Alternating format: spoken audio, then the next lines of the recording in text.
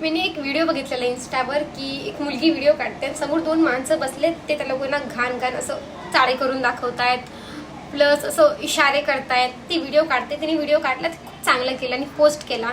त्यांच्या घरच्यांना कळेल की त्यांची मुलं, त्यांचा बाप आणि त्यांचा नवरा काय करतोय. पण मी त्याच्याशी कमेंट वाचत होते, त्या कमेंटमध्ये हे लोक, आपलेच लोक काय बोलताय की तू जाऊन मारायचं होतं ना, तू ऍक्शन का नाही घेतली, तू कुणाला तरी सांगायचं होतं ना. मारणं सोपं वाटतं तुम्हाला? ती एकटी मुलगी त्या दोन मुलांना मारू शकते.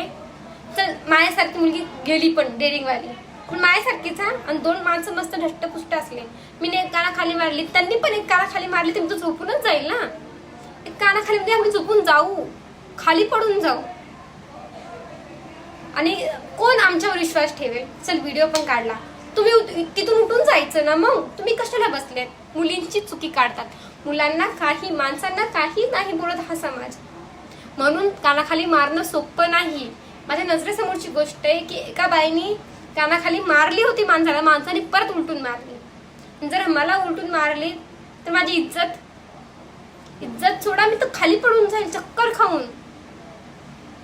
फक्त आम्ही तोंडाने स्ट्रॉंग असतो. नाही कळलं तर कानाखाली मारणं इझी नाहीये, त्यांना बोलणं पण इझी नाहीये. कारण पिलेला असेल तर, शिव्या देऊन गेला तर, पोलीस कंप्लेंट करणं पण इझी नाहीये. हे असं होतच राहणार आहे. पण आम्ही व्हिडिओ काढू शकतो आणि व्हिडिओ काढणार आणि पोस्ट करणार अशा लोकांचा. आम्ही काही बोलू शकत नाही, पण त्यांचे घरचे तर बघू शकतात ना की त्यांचा नवरा, त्यांचे घरचे लोक काय करतायत. हे लोक असे स्वतःच्या मुलीला झाकून ठेवतात आणि दुसऱ्याच्या मुलीला वाकवून बघतात. हे नालायक लोक.